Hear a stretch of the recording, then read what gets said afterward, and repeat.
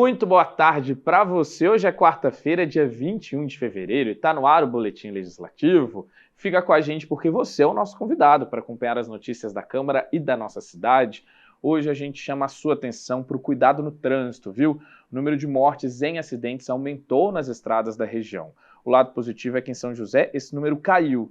Também vamos te mostrar como fazer o descarte correto de entulho lá nos PEVs, os pontos de entrega voluntária, que tiveram aumento, viu, nos materiais recolhidos. E não é só isso. Antes, a gente mostra para você os destaques da sessão realizada na terça-feira. A gente conta um pouquinho como que foi esse trabalho dos vereadores aqui no Legislativo. Os parlamentares realizaram, essa sessão com votação e apreciação de documentos e a gente confere agora quais foram os destaques em plenário. Durante a quarta sessão do ano, os parlamentares apreciaram uma série de documentos entre requerimentos, indicações e moções. Desses pedidos estavam solicitações à Prefeitura para a realização de serviços de manutenção pública na cidade, como poda de árvore, troca de lâmpadas, limpeza pública, tapa-buraco e ronda policial. Também teve pedidos para agilizar o atendimento médico na saúde. O primeiro orador a usar a tribuna durante o período do pinga-fogo foi o vereador Fernando Petit. O parlamentar repercutiu uma ação do Ministério Público que foi contrário à medida de alocar servidores comissionados para atuar na auditoria tributária do município. Outro ponto levantado pelo parlamentar foi a necessidade de apuração de uma licitação para exames cardiológicos na cidade. Petit também pediu mais apoio do poder público em medidas de conscientização sobre o autismo. Também na tribuna, o vereador Lino Bispo comentou sobre a política externa brasileira e demonstrou apreensão na fala do presidente Lula sobre o conflito entre Israel e o grupo terrorista Hamas. Lino também exibiu um vídeo sobre a visita do ex-presidente Jair Bolsonaro na cidade de São Sebastião. A fala de Lula ainda foi tema apresentado pelo vereador Marcelo Garcia. Segundo o parlamentar, o governo brasileiro demonstrou desconhecimento histórico e falta de respeito aos cristãos ao comparar a política de defesa de Israel ao Holocausto. Essa foi a mesma posição do vereador Tomás Henrique, que também condenou a fala de Lula. O parlamentar destacou que uma moção contrária ao depoimento do presidente foi apresentada em plenário, e o documento serve como representatividade do posicionamento do legislativo joseense sobre a política externa nacional. Outro parlamentar a usar o período do pinga-fogo foi o vereador Roberto Chagas. Em vídeos, ele cobrou ações efetivas para o problema de coleta de lixo e também pediu serviços de manutenção pública, como capina e tratamento de esgoto. Dulce também exibiu vídeos e fotos em plenário. Ela criticou a cerimônia de formatura de alunos de um curso de gastronomia oferecido pelo poder público que não receberam diplomas e reclamou da falta de condução para um paciente que necessita de hemodiálise. E a saúde foi o assunto abordado pelo vereador Dr. José Cláudio. Ele destacou uma reunião realizada pela Frente Parlamentar em apoio ao paciente oncológico e cardiológico que recebeu deficientes visuais para debater políticas públicas na área. Dr. José Cláudio também alertou sobre o aumento nos casos de dengue e pediu ações preventivas do poder público. Já Amélia Naomi criticou a reforma da Previdência de São José dos Campos, que completou 3 anos. Segundo a parlamentar, o confisco de 14% no salário tem comprometido a renda de muitos aposentados. Amélia também fez apontamentos sobre o conflito de Israel e do Hamas na faixa de Gaza, que deixou 30 mil mortos e 90 mil desabrigados. A vereadora Juliana Fraga também se demonstrou apreensiva ao confisco de 14% no salário dos aposentados e fez críticas à gestão pública municipal. Em fotos, ela cobrou mais atenção do poder público para os moradores de alguns bairros das regiões Norte e Leste. Entre os problemas estariam o mato alto e a falta de linhas de ônibus. Quem também usou a tribuna foi o vereador Renato Santiago, que destacou ações de fiscalização na cidade. Em um depoimento, Renato comentou sobre o recapeamento da Avenida Shishima Rifumi, que ganhou uma ciclovia. Segundo Renato, a área ficou muito próxima dos veículos e, pela falta de sinalização, foram registrados até acidentes. A sessão na íntegra você confere no nosso canal do YouTube. E agora é aquela hora boa do jornal, hora de falar de emprego. Então vamos ver na nossa agenda de serviços quais são as oportunidades de trabalho abertas aqui em São José. Para você que está em busca de uma recolocação, fique de olho e boa sorte. O PAT, Posto de Atendimento ao Trabalhador de São José dos Campos, tem oportunidades de emprego para ajudante de eletricista, ajudante de obras, assistente de vendas, auxiliar administrativo, auxiliar de cozinha, auxiliar de escritório, auxiliar de limpeza, auxiliar de manutenção predial, auxiliar de mecânico de autos, auxiliar de pessoal, auxiliar técnico na mecânica de máquinas, azulejista, caminhoneiro carreteiro, chefe de serviço de limpeza, eletricista de instalações de veículos automotores, empregado doméstico diarista, empregado doméstico nos serviços gerais, encarregado de equipe de conservação de vias permanentes, engenheiro civil, instalador de sistemas eletroeletrônicos de segurança, instalador reparador de linhas telefônicas, jardineiro, mecânico de automóvel, mecânico de manutenção de compressores de ar, mecânico de motor a diesel, montador de estruturas metálicas, motorista carreteiro, motorista entregador, operador de caixa, operador de compressor de ar, operador de máquinas de construção civil e mineração, operador de teleatendimento ativo, operador de telemarketing, operador de vendas, pedreiro, pintor de veículos, representante comercial, serralheiro, técnico em manutenção de máquinas, teleoperador ativo, tratorista operador de roçadeira e vistoriador veicular. Ainda há vagas para pessoa com deficiência nos cargos de auxiliar administrativo e operador de telemarketing. Para se candidatar é fácil, é só comparecer ao PAT levando o RG, CPF, carteira de trabalho e o cartão cidadão. O PAT fica na Praça Afonso Pena, número 175, no centro. E se você ainda busca outras oportunidades do que só a carreira com a carteira assinada, o empreendedorismo pode ser para você. Por isso, toda quarta no nosso quadro Empreende Sebrae, a gente convida especialistas que entendem bem do assunto para trazer orientações e dicas bem legais sobre como abrir e manter um negócio. Olha só.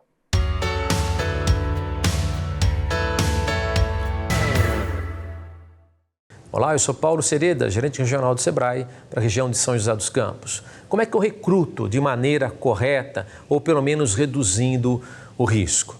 Primeiro passo, eu preciso pensar bem no que eu preciso. E aí eu tenho que olhar para a equipe que eu tenho e olhar para aquilo que eu preciso trazer. Como se a equipe fosse um jogo de engrenagens já existente, mas está faltando uma e eu preciso trazer outra engrenagem que se encaixe aqui. Essa nova engrenagem eu preciso ter corretamente qual é a formação acadêmica que eu preciso, o conhecimento prévio, a experiência ou nenhuma experiência, depende de cada um dos casos, que eu quero para trazer para o meu time. E também as características comportamentais que eu preciso que essa pessoa apresente e que funcionará junto com a minha equipe. Não se trata de trazer o melhor currículo disponível no mercado, mas trazer a pessoa que tem o comportamento mais adequado àquilo que eu preciso na empresa. E uma dica, contrate por caráter. Contrate por comportamento. Você certamente demite as pessoas não pela falta de conhecimento ou entrega de metas, mas porque elas não se comportaram da maneira como você esperava. Treinamento, sistema, métricas, lógica, isso você pode ensinar para as pessoas.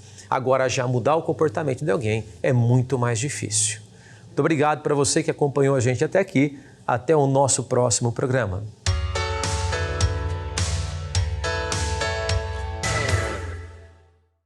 E eu comento agora sobre dados que com certeza a gente não queria divulgar, que é o aumento nas mortes nas estradas aqui da nossa região, que subiu quase 4% em 2023. O lado positivo é que aqui em São José os números foram diferentes. Segundo um balanço da prefeitura, a nossa cidade teve redução no número de mortes. Foi uma leve baixa, mais significativa, porque a gente fala de vida, né? E para diminuir ainda mais esses números, trabalhos educativos são realizados pelo município e o tema também é fruto de projetos aqui na Câmara. Entre motoristas, ciclistas ou pedestres, o sentimento no trânsito é um só. Nas ruas é preciso mais atenção e cuidado. É meio complicado o trânsito, bastante complicado mesmo, apesar de ter muita sinalização, mas é bem complicado, né? Tem bastante gente sem noção, que vai entrar à esquerda e ainda mantém a direita até o último momento, que reduz em cima. Muita gente rápido, querendo andar mais rápido, querendo passar na frente, não é não? Tem uns que abusam, é perigoso. Isso daqui é transporte, não é brinquedo. Essa sensação é reflexo de um número não muito positivo. De acordo com o Infociga, aqui na região do Vale, os acidentes causaram 356 mortes em 2023, o maior número desde 2019. Em São José, os dados vão na contramão, com uma pequena redução dos óbitos em relação a 2022, de 51 para 49. Ainda assim, o trânsito exige atenção. Olha, aqui no Trânsito São José dos Campos nós temos 3 fatores principais. Primeiro, o aumento da frota, né? Nós tivemos um aumento muito substancial da frota de São José dos Campos nos últimos 10 anos. Depois nós tivemos a impossibilidade do poder público em poder fazer obras de expansão. Então é muito caro para o poder público fazer obras de expansão viária e também não é todo local que pode ser feita uma expansão viária. E terceiro é a qualidade dos condutores que estão vindo para o trânsito, né? Desde o processo de formação até a efetiva condução do seu veículo automotor. O planejamento das cidades influencia, mas a consciência é o ponto de partida para um trânsito mais seguro. Desde o básico, como indicar a direção com uma seta, até mesmo fazer uma gentileza, como dar passagem para outro veículo. Ocorrências e acidentes podem ser evitados com uma solução simples: a educação. O trânsito, ele é o quê? É um recorte do convívio social. Então, o que você faz costumeiramente na sua casa, no seu ambiente social, você replica no trânsito. E é fundamental que dentro do processo de formação, essa consciência de que o que eu não quero para mim, eu não quero para o outro, seja totalmente expansiva a todos que estão dentro do trânsito. Devido ao grande fluxo no trânsito, o poder público estuda constantemente a modernização das operações. Uma das estratégias é o CSI, Centro de Segurança e Inteligência, um sistema que otimiza o monitoramento de veículos nas ruas e de quem circula na área urbana. Além disso, ações de conscientização fazem a diferença. A gente desenvolve essas campanhas nos principais focos aí de bares, nas redondezas, onde a gente sabe que existe a aglomeração de motoristas. Nós também temos uma outra campanha que se chama Motorista da Rodada, que essa é feita dentro dos bares, em parceria com os proprietários, para a gente conscientizar as pessoas: se beber, não dirija. E tem também campanhas, vou citar, para ciclistas também, para que haja o respeito e a utilização da ciclovia, evitar que se ande na via pública. Nós temos campanhas também permanentes também para pedestres, ciclistas. Eu acho que todos os modais que rodam no município, a gente está sempre antenado aí, as nossas equipes vêm através das estatísticas e qualquer situação que seja adversa, que as nossas equipes aqui consigam identificar no monitoramento, a gente já vai estar desenvolvendo alguma campanha para tentar mitigar o problema. E a Câmara também atua em ações voltadas para um trânsito mais seguro. Um exemplo é o Maio Amarelo, campanha educativa que é tema de uma lei aprovada pelos vereadores. O Legislativo ainda discute um projeto em tramitação que quer levar a temática da educação no trânsito para a sala de aula. Medidas que podem ajudar ainda mais a reduzir acidentes e mortes no trânsito. Eu vejo de uma forma muito positiva, né, essa diminuição do número de mortes na nossa cidade. Acho que temos que continuar buscando melhorar, baixar, né, esse número, mas é muito satisfatório o que a gente vê hoje. Eu vejo que as câmeras que nós temos na cidade, espalhadas pela cidade, os radares, ajuda muito nisso. A conscientização do motorista ajuda muito, né, nesse índice, e também do próprio pedestre, né, que tem que também respeitar, né? Que às vezes o pedestre descuida um pouco e acaba atravessando uma faixa num sinal vermelho, e tudo isso contribui para, de repente, um acidente ali, de repente até fatal. E realmente, pessoal, a educação no trânsito transforma e vale para toda a população, para motorista, pedestre e ciclista. E falando nos ciclistas, a gente sabe que aqui em São José muitos ainda se arriscam nas rodovias e outros trechos muito movimentados, algo muito sério. Nossa cidade chegou até mesmo a receber uma ação educativa para orientar sobre os cuidados, e nós também vamos repercutir essas medidas de segurança. Quem passa tudo para a gente é o repórter João Delfino. João, segurança em primeiro lugar, não é isso? Boa tarde. Oi, Guerra, boa tarde. Hoje o assunto aqui no Boletim Legislativo é sobre segurança para o ciclista, para os motoristas, principalmente nas rodovias. Eu estou aqui com Ademir Pereira, ele é coordenador de operações e ele vai dar algumas dicas, falar aqui um pouco para a gente sobre os principais acidentes envolvendo ciclistas, bicicletas na rodovia Presidente Dutra. Ademir, hoje, os principais motivos para esses acidentes, quais são? O que acontece ali entre ciclista e motorista que acaba causando os acidentes na Dutra? Então, a CCR e o SP, durante o atendimento a essas ocorrências, a esses acidentes, a gente faz alguns registros e a gente identifica que o excesso de confiança é um dos principais motivos ou causas de acidentes. Então, o excesso de confiança é o ciclista não estar adequando uma roupa adequada, não estar vestindo uma roupa adequada ou um EPI adequado. Por exemplo, a falta do uso do capacete, a falta da sinalização traseira na bicicleta, ou seja, um LEDzinho sinalizando que ele está seguindo na rodovia. E para que isso seja evitado, o senhor estava até dizendo sobre, né, os motivos que esses acidentes acontecem. Então, para um ciclista e para o motorista, como prestar atenção, né, para que cada um ali siga na sua, o que o ciclista deve fazer ali para se proteger e o motorista também ter atenção nesses momentos? O ciclista ele deve seguir algumas dicas de segurança. Nós da CRSP fazemos campanhas em parceria com as prefeituras. Nos últimos meses nós fizemos algumas campanhas com a Prefeitura Municipal de São José dos Campos, o pessoal da mobilidade, onde a gente distribuiu alguns itens de segurança, ou seja, um adesivo refletivo que a gente aplicou, colou na bicicleta, um sinalizador que a gente instala na traseira da bicicleta para que os motoristas enxerguem esse ciclista trafegando na rodovia. E o ciclista ele tem que se comportar trafegando do lado direito da pista, do bordo direito, ao mais ao direito possível da pista. E que os motoristas respeitem essa distância, ele mantém a distância de 1,5 m, um pouco mais do ciclista. É isso, Ademir, obrigado pelas suas dicas, pelas suas orientações. Pois bem, Guerra, essas são as dicas para todos os ciclistas e também para os motoristas, para que todo mundo esteja ali na sua, sempre numa boa e evitando acidentes. Contigo no estúdio, Guerra. Muito obrigado, viu, João? E é isso, pessoal, fico alerta, viu? Além do cuidado da escolha de uma rota segura, não esquecer dos equipamentos de segurança, viu? Eles são essenciais, principalmente o capacete. E você tem responsabilidade na hora de descartar entulhos e outros materiais? Pois é, aqui em São José um caminho para o descarte correto é o PEV, o Ponto de Entrega Voluntária. Ao todo temos 15 pontos espalhados pela cidade e a população tem buscado serviço. Segundo a Prefeitura, diversos materiais tiveram altas consideráveis na quantidade recolhida, a exemplo de pneus e o óleo de cozinha, sinal de consciência ambiental. E esse trabalho também recebe o apoio da Câmara. Jogar o lixo no lixo é uma tarefa diária. Mas o que fazer com resíduos mais difíceis de descartar, como óleo de cozinha ou pedaços de madeira? Para esses casos foram criados os PEVs, Pontos de Entrega Voluntária. O PEV é um dos projetos aí inovadores que vingou, né, muito bem, muito positivo, né, uma vez que a gente recebe gratuitamente todos os resíduos, né, que a pessoa física, né, produz, né, que tem que descartar na sua residência. Eu vou a exemplo de um entulho de uma construção, né, resíduo verde, gesso, amianto, né, óleo de cozinha, madeiras em geral, ferro, vidro, enfim, uma série de resíduos que recebemos gratuitamente, ao invés da pessoa, né, existe tendência da pessoa descartar em locais incorretos. Infelizmente temos ainda, estamos combatendo, mas com certeza o PEV veio para resolver esse problema. São José tem 15 PEVs. Nas unidades são recebidos restos de obras como tijolos ou telhas, móveis e equipamentos domésticos como sofás ou cadeiras, pilhas e baterias, eletrônicos como teclados de computador ou televisões, papelão, óleo de cozinha e outros resíduos. Em 2023, houve alta nas entregas.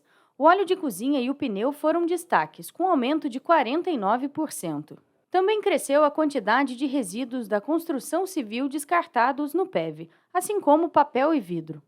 Isso resulta em ruas mais limpas e em uma cidade mais sustentável. Além do lixo, que é coletado na porta de casa, né? O lixo orgânico reciclado é coletado na porta de sua casa e os demais resíduos ele pode descartar gratuitamente. Nós temos 15 PEVs, são 15 PEVs espalhados na cidade, continuamos construindo mais.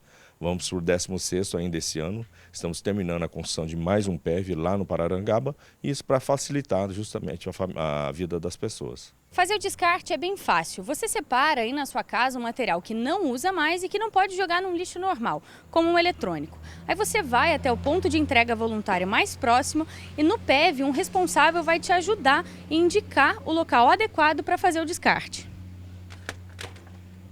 Essa ação simples beneficia a comunidade e o meio ambiente. A pessoa chega, pergunta o que vai descartar, né? Descarta assim, tipo uma lâmpada ou um aparelho eletrônico, onde eu devo jogar. Aí eu informo para a pessoa, cada bag é diferenciado, tem plástico, papelão, lataria, eletrônico ali, livros, né? E as coisas mais pesadas que são as caçambas, né? De poda, entulho, madeira, gesso e o óleo. Além da consciência ambiental, descartar entulho em terrenos ou ruas é crime e pode acarretar multa de até R$15 mil. Por isso, os pontos de entrega voluntária são úteis para pessoas como o Rafael. Ele é pedreiro e, ao fim de cada obra, leva os resíduos até o PEV. É para tirar da obra, né? Para não dar escorpião, essas coisas assim. E para as pessoas não furar o pé também, ficar de prego, essas coisas, né? E deixar organizado. O impacto dos PEVs é positivo para toda a cidade. E a Câmara de São José acompanha as atividades e incentiva o descarte adequado dos resíduos. O vereador Renato Santiago acredita que a iniciativa é fundamental para o bom funcionamento do município. Os lixos, né, os resíduos de obras, do que quer que seja, eles têm o seu destino adequado. E aí eles não vão para os nossos leitos dos rios, atrapalhando a nossa vegetação, a nossa fauna, a nossa flora. Por isso, a criação do PEV foi um grande benefício para a nossa cidade, porque além de dar o destino correto, ele também cuida do nosso meio ambiente. Pessoal, lembrando que os PEVs funcionam, todos os dias da semana. De segunda a sábado, o horário é de 8 da manhã às 5 da tarde. Já no domingo e nos feriados é de 8 da manhã ao meio-dia. Para saber o PEV mais próximo da sua casa, é só acessar o site da Prefeitura, que está aparecendo aqui na tela. Vamos acompanhar agora a previsão do tempo para saber como ficam as temperaturas nesta quarta e também amanhã? Dá só uma olhada. A tarde desta quarta-feira se mantém com sol entre nuvens e pode ter pancadas de chuva até o fim do dia. A máxima é de 27 e a mínima de 19 graus. A quinta-feira será de sol no período da manhã, mas com possibilidade de chuva no decorrer da tarde. A máxima será de 28, com mínima prevista de 19 graus. E é isso, pessoal. Tá no fim o boletim de hoje. Quero agradecer pela sua companhia. Já convido vocês também para acompanharem as nossas redes sociais. O Instagram, o Facebook e o YouTube da Câmara tem o mesmo endereço, @tvcâmarasjc. Então vai lá, segue a gente, interaja também, compartilhe o nosso trabalho, Entre em contato com a gente também, deixando uma crítica ou sugestão. Já tem Hora do Esporte com Vera Júnior e Bruno Castilho. Então, não sai daí. Até mais!